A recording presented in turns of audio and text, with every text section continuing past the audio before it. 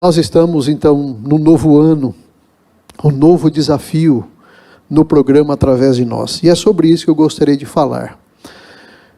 Nesse período de dar estudos bíblicos, eu tenho percebido uma coisa. No passado, quando nós íamos dar estudos bíblicos, nós começávamos com as pessoas a partir do mesmo nível da existência de Deus e do reconhecimento da Bíblia como palavra de Deus.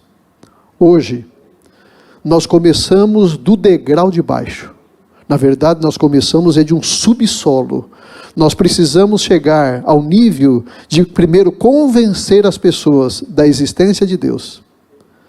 Segundo, nós precisamos comprovar a veracidade da Bíblia, para depois entrar no tema da Bíblia. Esses dias um pai, a quem eu dei estudos bíblicos, ele disse: pastor, eu tenho uma família e uma das minhas filhas, ela tem uma dificuldade imensa para compreender, aceitar e entender. E ela disse que se o senhor topasse dar os estudos bíblicos, ela aceitaria, mas teria que ser com o senhor. Eu falei, tá bom. E nós começamos os estudos online. O nível de questionamento desta faixa etária, ela é muito grande. E eu quero fazer isso como introdução, para refletir um pouco com vocês na realidade que nós estamos vivendo. E sendo assim, o que nós precisamos fazer para chegar ao coração das pessoas, para levar o Evangelho às pessoas. Cada vez que eu olho para a nossa cidade,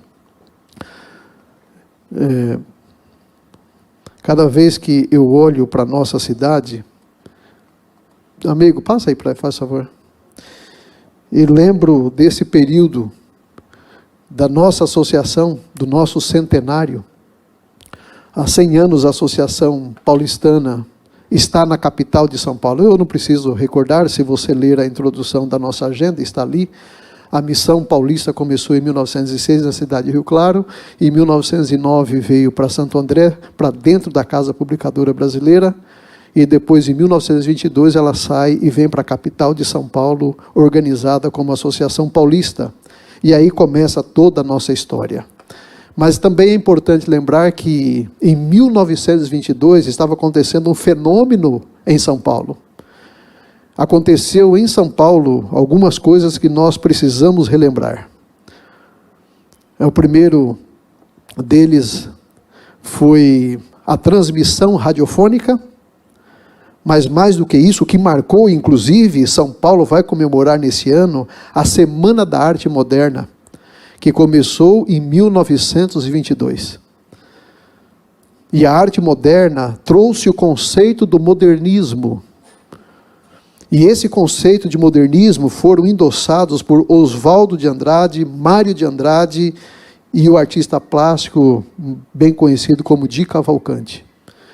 Além da introdução do Partido Comunista no Brasil. E tantas outras coisas acompanharam. Isso marcou o ano de 1922. E esse ano a cidade de São Paulo vai celebrar, especialmente agora no mês de fevereiro, no Teatro Municipal, a lembrança desse período. E foi exatamente nessa época que a Associação Paulista sai de Santo André e chega em São Paulo. E são 100 anos pregando o Evangelho, mas hoje nós precisamos de novas estratégias, de novos mecanismos, novos meios para fazer o Evangelho continuar prosperando nesta região. Talvez uma das maiores barreiras que nós enfrentamos esteja na própria filosofia. Não na nossa, mas na filosofia que impera e que molda a vida e o comportamento das pessoas. Se você não acredita que a filosofia tem essa capacidade, só vou contar uma pequena história a você.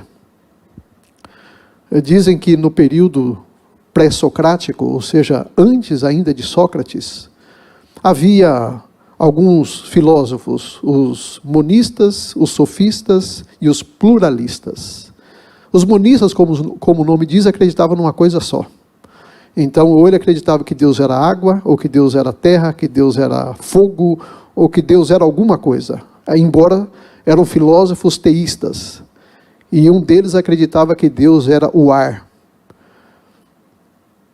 E por questões óbvias, porque quando a pessoa morria, deixava de respirar, então ele dizia, Deus saiu da pessoa. Assim acreditava, especialmente Anaximenes, um monista. E sempre que alguém espirrava, ele dizia assim, saúde, solus. E por que ele dizia isso? Para que o ar não fosse embora da pessoa, Deus não fosse embora da pessoa e a pessoa morresse. É engraçado que até hoje, quando alguém espirra, geralmente a gente diz saúde. Ou seja, a filosofia, ela impregna tudo que está ao seu redor, tudo. Às vezes você se dá conta, às vezes não. E ela vem imperando e dominando e ditando hábitos, costumes, pensamentos. Poderia dizer, por exemplo, quando predominou o deísmo, o ateísmo, o naturalismo, o nihilismo, o monismo panteísta oriental, o iluminismo, o humanismo, o existencialismo, o pós-modernismo, e o que nós estamos vivendo hoje. Talvez o pós-pós-modernismo, alguns dizem o pós-cristianismo. Que período nós estamos vivendo? São as influências que chegam até nós através dos artistas, da música, então, ou da arte, de alguma maneira, através da arquitetura, de tantas maneiras, ou nas universidades, nos ensinamentos, a filosofia acaba adentrando e nós nem percebemos, quer seja nas novelas, nas séries, filmes, tudo isso vem sendo introduzido e nós nem percebemos. Nós vivemos nesta grande cidade, aqui está o nosso território. Eu não sei por que isso aqui não está funcionando. Está ligado, está no verdinho. Eu não sei se não está conectado aí. Não, é que eles passaram lá, não fui eu que passei. Agora sim, agora está valendo, não é?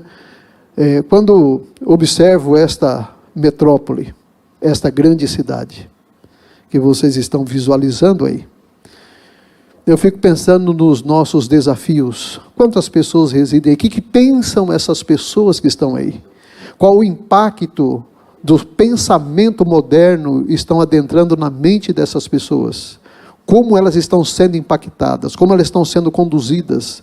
E quando nós nos aproximamos dela? Aqui na minha frente estão os livros missionários. Se a câmera puder mostrar os livros missionários que estão aqui.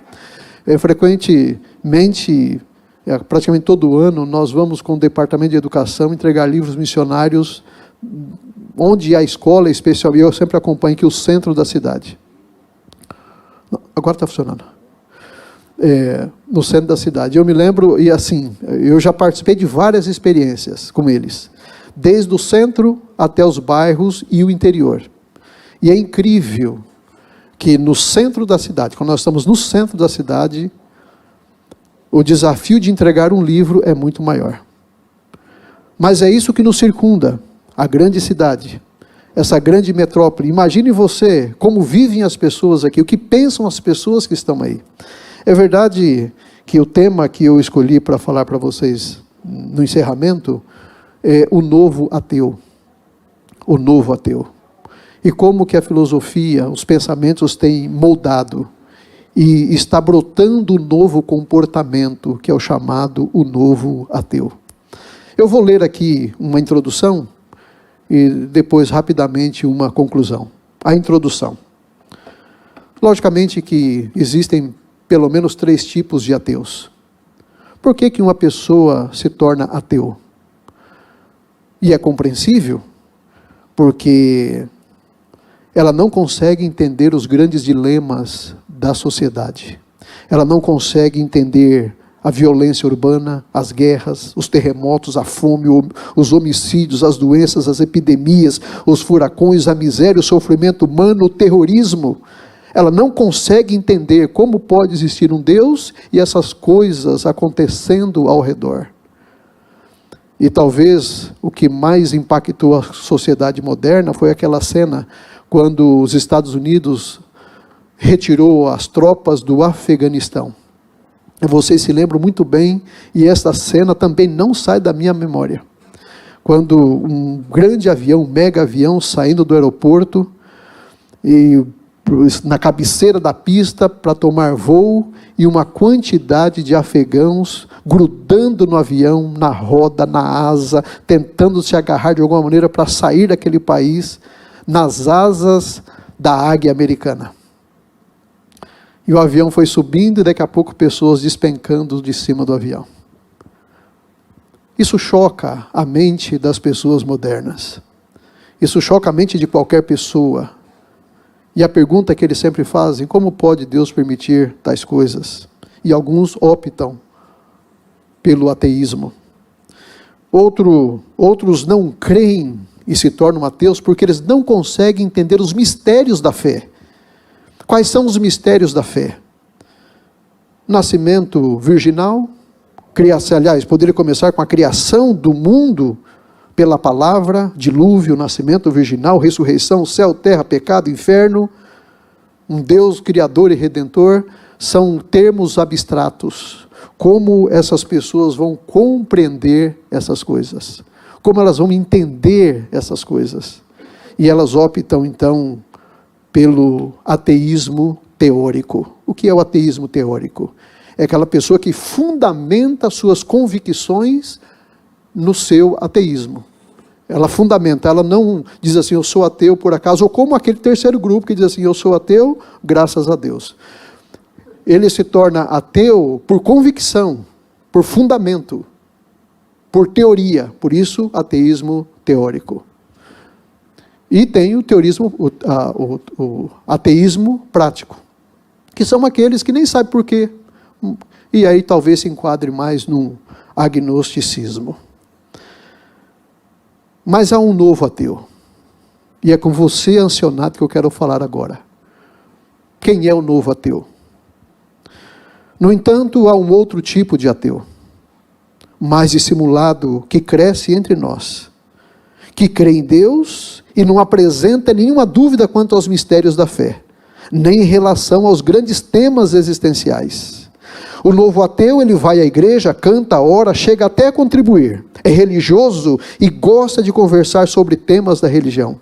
Contudo, a relevância de Cristo, sua morte e ressurreição para a vida e devoção pessoal são praticamente nula. São chamados ateus crédulos. O novo ateu moderno não é mais somente aquele que não crê, mas aquele para quem Deus não é o mais importante. Esse é o ateísmo prático.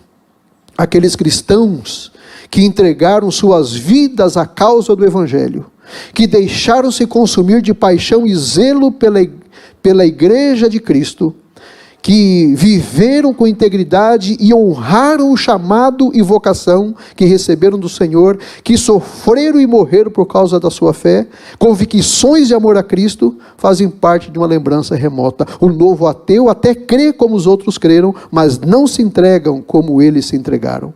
Partilham das mesmas convicções, frequentam as mesmas igrejas, cantam os mesmos hinos e têm a mesma Bíblia, mas o efeito é tragicamente diferente. Os desejos,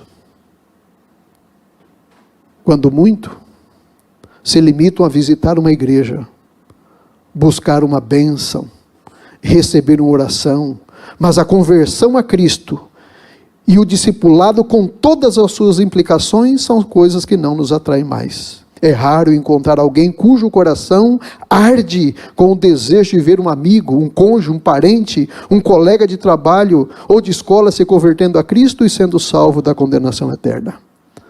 Os anseios pela volta de Jesus, o desejo de nos encontrarmos com Ele e ver restaurada a justiça e a ordem da criação, ficaram para trás.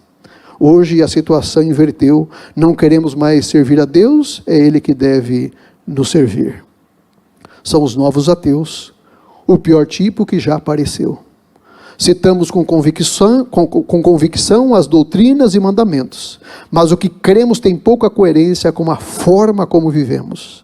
A pessoa de Cristo, para muitos é apenas uma grife religiosa e não Deus que o chama para segui-lo.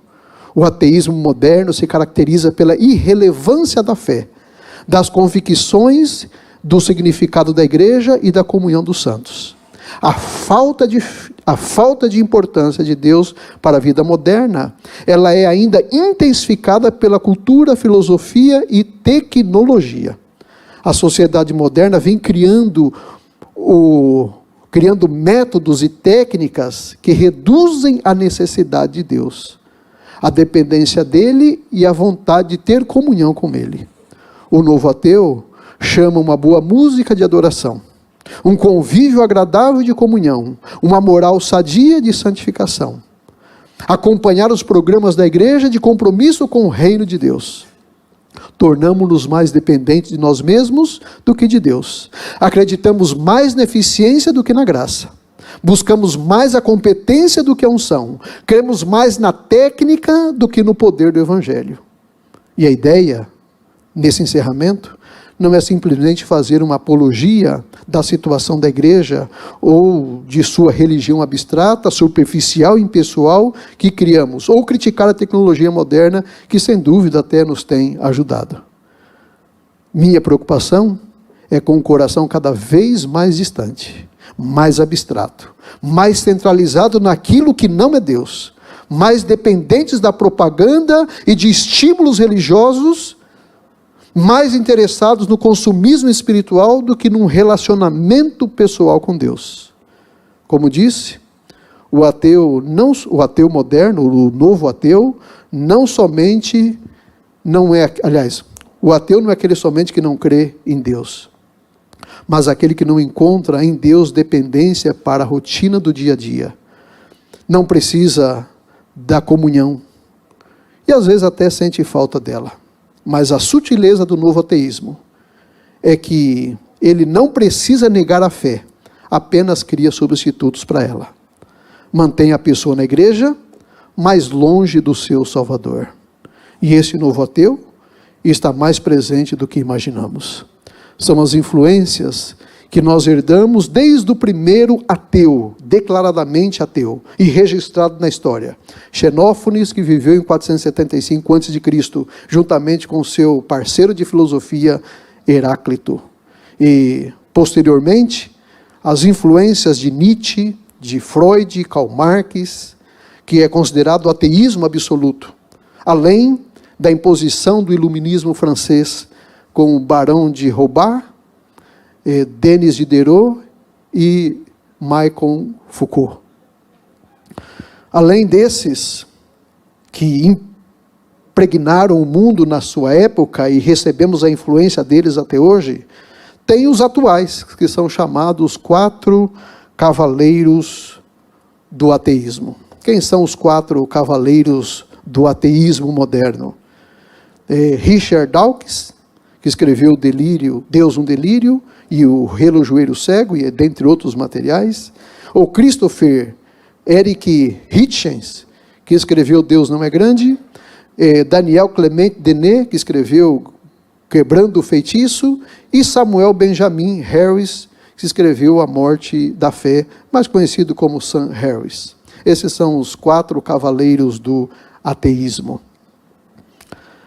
E esses influenciam tudo que eu já disse, a arte, com os seus artistas, seus músicos, literatura, arquitetura, e impregnam as universidades desses conceitos, além, como já disse, de novelas, filmes, séries, e vão formatando um modelo mental, um pensamento mental. Como evangelizar nesse tempo? Essa é a pergunta. Como evangelizar nesse tempo é o nosso desafio. O que se ensina nas universidades e outras escolas para os nossos filhos? O pensamento de Freud, que a religião, ela surge da culpa e do medo da natureza? Ou as influências de Karl Marx, que a religião é usada para manter as classes mais baixas felizes? Ou, como ele mesmo diz, que a religião tem suas raízes no egoísmo e na fantasia. Ou as influências de Luigi Feuerbach. Ele disse: a religião é apenas a realização de um desejo? Ou a religião é o sonho da mente humana? Ou ainda disse: nossos deuses são meras projeções de nós mesmos. E os professores universitários, não tementes a Deus, que creem nessas filosofias, espalham essas ideias, quase que marcando em ferro quente na mente da sociedade, especialmente se os nossos filhos estão lá. Talvez a fórmula de Nietzsche tenha sido mais divulgada do que nesse tempo do que outrora. Qual que é a fórmula de Nietzsche? Existem fórmulas matemáticas, fórmulas de física, de química, mas a fórmula de Nietzsche é bem conhecida nesse meio. A fórmula de Nietzsche é esta: existe mal no mundo? Ponto. Deus é todo poderoso e bom? Ponto. Deus não evita o mal? Ponto. Deus é o diabo. Essa é a fórmula tão conhecida de Nietzsche.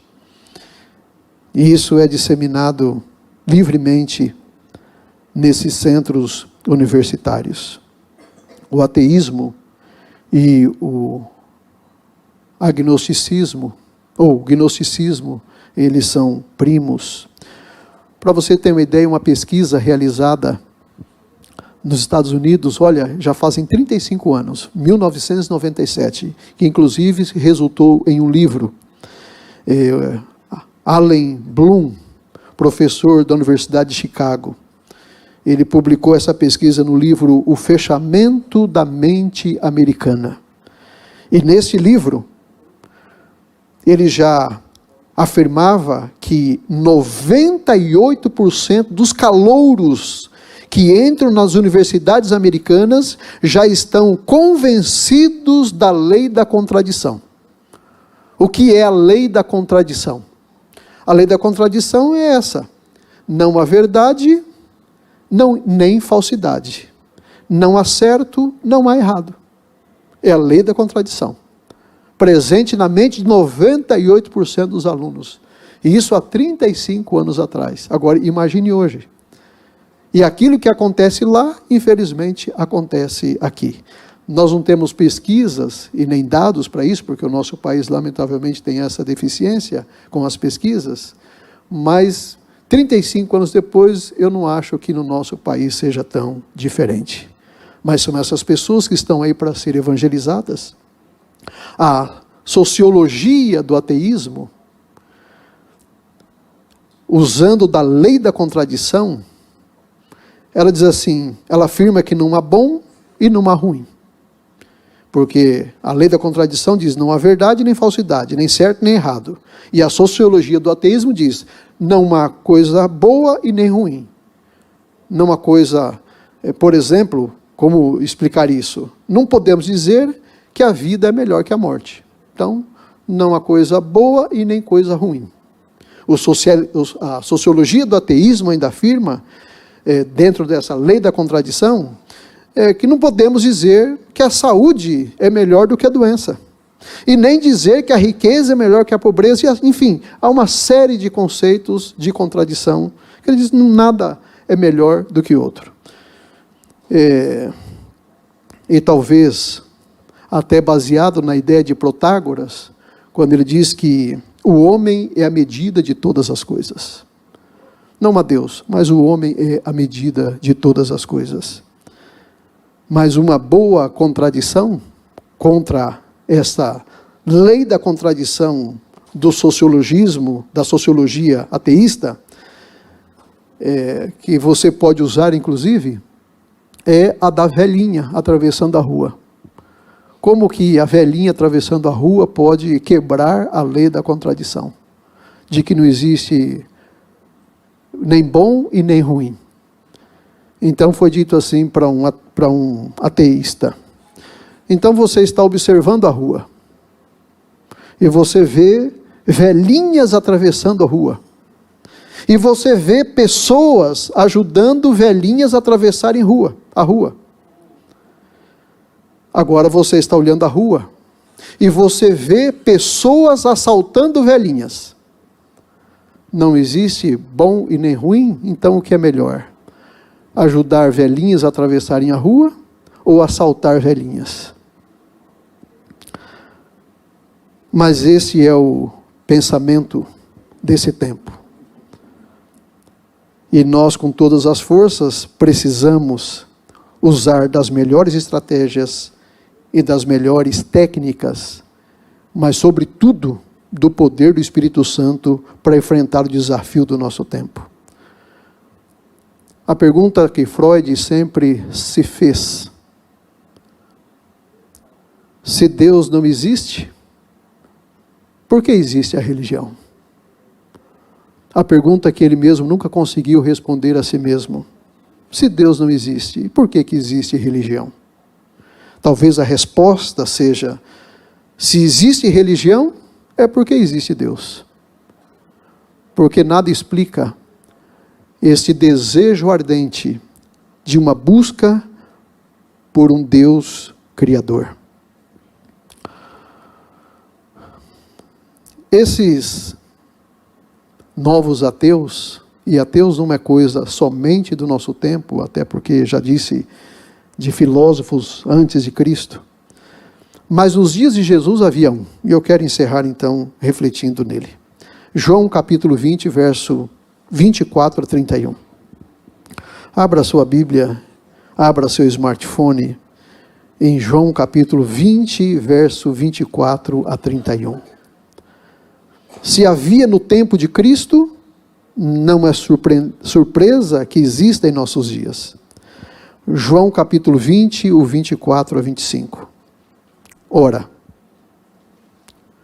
diz o texto, São João 20, 24 até o 31. Ora, Tomé, um dos 12, chamado Dídimo, não estava com eles quando veio Jesus. Disseram-lhe, pois, os outros discípulos: vimos o Senhor. Mas ele disse-lhes: se eu não vir o sinal dos cravos em suas mãos, e não puser o dedo no lugar dos cravos, e não puser a minha mão no seu lado, de maneira nenhuma o crerei. Bom, aqui já aparece o primeiro novo ateu. Eu só acredito se eu ver. Eu só acredito se eu tocar. Eu não consigo conceber o abstrato. Eu não consigo conceber o intangível. Eu preciso ver, eu preciso tocar. Deus é tão bondoso e misericordioso que Ele não deixa ninguém sem respostas. E o texto diz que 8 dias depois, Deus não demora muito.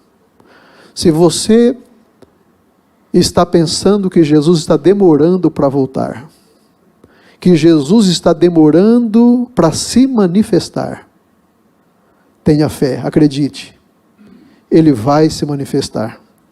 8 dias depois, estavam outra vez os seus discípulos dentro, certamente dentro da casa, e com eles Tomé.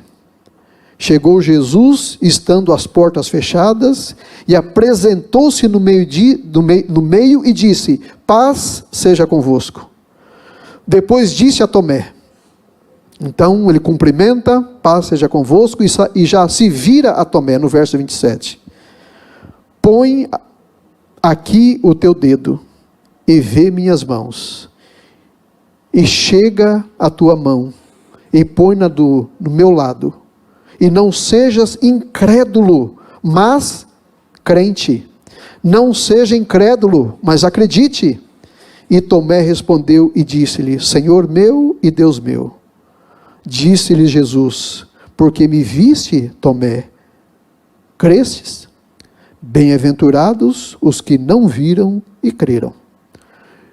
O verso 30 e 31 terminam dizendo: Jesus operou também em presença de seus discípulos muitos outros sinais, que não estão escritos neste livro. Esses, porém, foram escritos para que creiais que Jesus é o Cristo, o Filho de Deus, e para que, crendo, tenhais vida em seu nome. Sabe, amigos queridos, eu fico me perguntando, a razão porque nós temos em nossa igreja quase que o princípio de Pareto.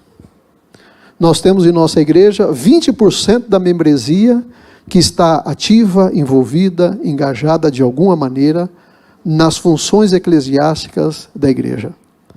E nós temos cerca de 80% que são, na maioria das vezes, meramente ouvintes. Dependendo da proporção da igreja, esse número pode não ser esse, o 20 e 80.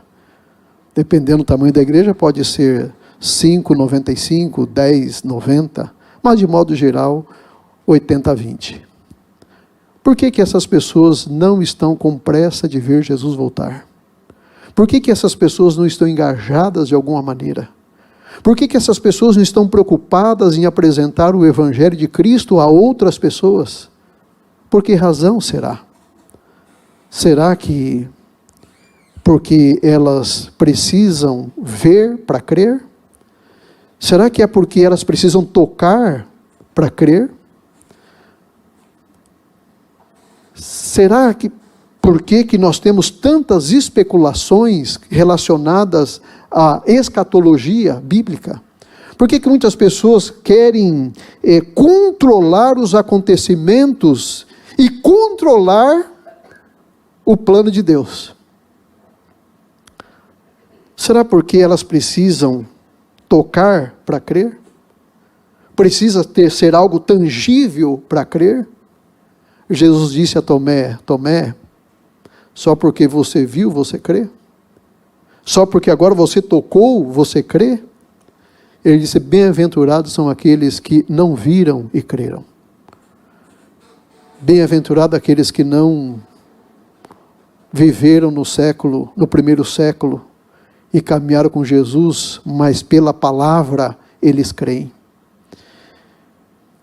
E por isso que João termina dizendo, nos versos 30 e 31, Jesus, pois, operou também em presença de seus discípulos muitos outros sinais que não estão escritos nesse livro. Há um outro verso, acho que ainda nos últimos versículos de João, que dizem que se fosse registrar tudo que Jesus fez, não caberia nos livros que há no mundo. Então Jesus fez muitas coisas que não estão registradas. E ele diz aqui: esses, porém, foram escritos para que creiais em Jesus o Cristo, que Jesus é o Cristo, o Filho de Deus, e para que, crendo, tenhas vida em seu nome. Amigos, aqueles que gostam do Evangelho de João, sabem que o Evangelho de João é diferente dos demais, dos sinóticos.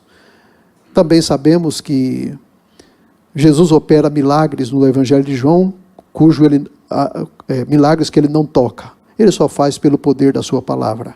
São milagres que ele realiza à distância. E você vai se lembrar de alguns deles. Transformar água em suco de uva, curar a filha do oficial que estava a alguns quilômetros de distância, a cura do tanque de Betesda, a multiplicação de pães, a cura do cego, que é curado quando lava o olho, a ressurreição, tudo são milagres que Jesus realiza e não toca. Ele só faz pelo poder da palavra. E talvez essa seja a forma didática de Deus dizer a nós: sabe o que vocês têm para esse tempo para crer? A palavra. Sabe o que nos resta? A palavra. Tudo que temos, a palavra. Por isso, irmãos queridos, vamos crer na palavra. Ainda que você não tenha visto, ainda que você não tenha tocado, ainda que haja centenas de influências contra a palavra, o meu apelo a vocês: creiamos na palavra. Porque é tudo que temos, a palavra de Deus. Eu me lembro que quando Paulo foi pregar para Félix e Drusila. Paulo, na verdade, estava sendo conduzido como prisioneiro para Roma. E quando Drusila, que na verdade era filha de Herodes Agripa I, então considerada, ainda que arranjada, considerada uma judia, e que estava no seu terceiro casamento, e as dúvidas conturbavam a sua mente, e Félix também, sabendo que a sua conduta não era uma conduta correta, eles falaram, vamos ouvir esse Paulo, vamos ver o que Paulo tem a nos dizer, e introduziram Paulo à presença de Félix. Paulo, aqui para mim, ele demonstra qual deve ser o conteúdo da nossa pregação, o que nós devemos pregar, o que devemos pregar. E o verso 22 a 25 de Atos diz assim, do capítulo 24 de Atos, os versos 22 a 25 dizem assim: Então Félix, havendo ouvido essas coisas, lhes pôs dilação, dizendo, havendo-me informado melhor deste caminho, ou seja, o caminho era uma referência na época para o cristianismo, o caminho. Então, havendo-me informado melhor deste caminho, havendo-me informado melhor sobre o cristianismo, quando o tribuno Lísias tiver descido, então tomarei inteiro conhecimento de vossos negócios. E mandou ao centurião que o guardasse em prisão, tratando-o com brandura, e que a ninguém dos seus proibisse servi-lo ou vir a ter com ele. Ou seja, guarde Paulo, proteja Paulo e não deixa ninguém chegar perto dele. O verso 24. E alguns dias depois, vindo Félix com sua mulher Drusila, que era judia, mandou chamar a Paulo e o ouviu acerca da... Aqui estão os temas que Paulo pregou e creio que esses devem ser os temas do nosso tempo. Fé em Cristo Jesus. E o verso 25, e tratando ele da justiça e da temperança e do juízo vindouro, Félix, espavorido, respondeu, por agora vai-te e em tendo oportunidade te chamarei. A mensagem de Paulo foi muito impactante. Falou da fé em Jesus Cristo. Fé, abstrato. Falou da justiça de Deus. Falou do domínio próprio. E falou do juízo vindouro. Dessas coisas, poucas pessoas escaparão. Aliás, ninguém escapará do juízo vindouro. Porque a Bíblia diz que todos compareceremos diante do tribunal de Deus. E Atos 17, 30 e 31 diz assim, mas Deus, não tendo em conta os tempos da ignorância, anuncia agora a todos os homens, e em todo lugar, que se arrependam.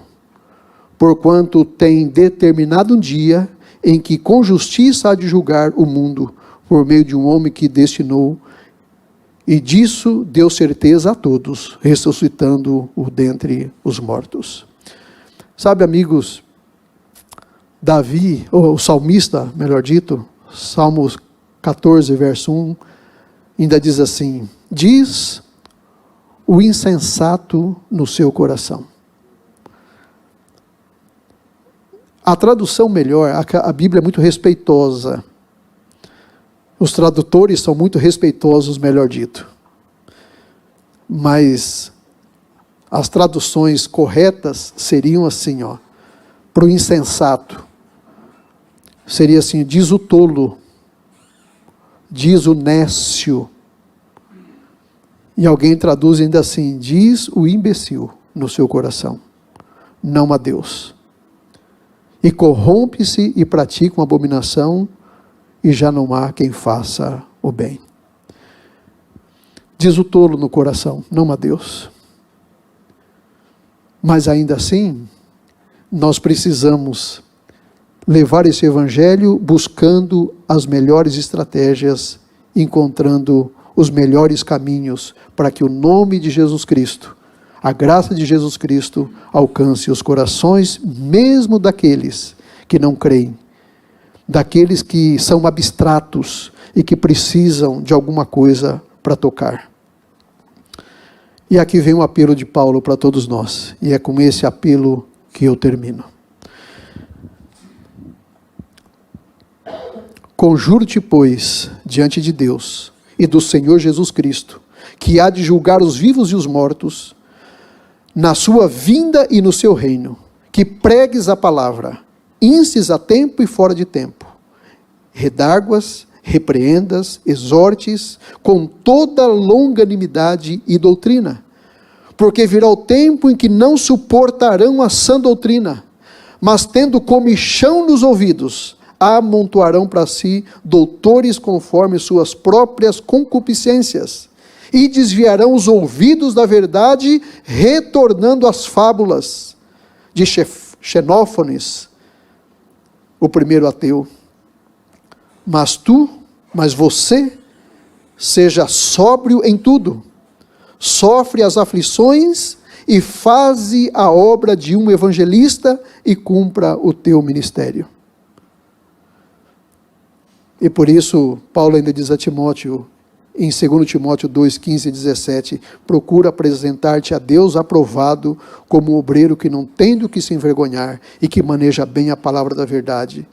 Mas evita os falatórios profanos, porque produzirão maior impiedade, e a palavra desses roerá como gangrena, entre os quais, ele até menciona aqui, Himeneu e Fileto.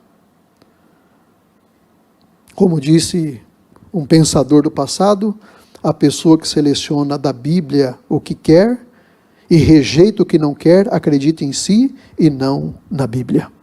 E eu encerro dizendo para vocês, colocando mais uma vez esse desafio da igreja. Vamos utilizar de escola sabatina, pequenos grupos, estudos bíblicos, novas gerações, e com uma força do ancionato, um ancionato preparado, nós vamos avançar com fé, com oração, e anunciando o Evangelho de Cristo, levando-o através da palavra. E, já dito aqui por alguém, Ellen White, no livro Primeiros Escritos, no ano de 1851, escreveu, na página 78, recomendo-vos, caros leitores, a palavra de Deus como vossa regra de fé e prática.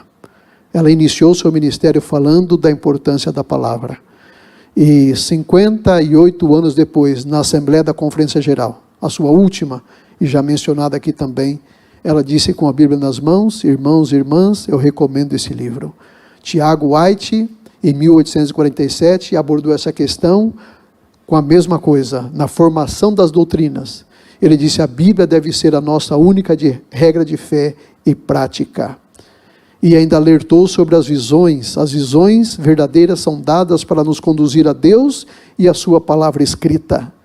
Mas aquelas que introduzem uma nova regra de fé e prática, separada da Bíblia, não podem provir do Senhor e devem ser rejeitadas. E até Guilherme Miller escreveu uma carta para um jovem que queria ser um pregador millerita. E na carta que ele escreveu, ele colocou esses alertas para esse jovem que queria ser um pregador.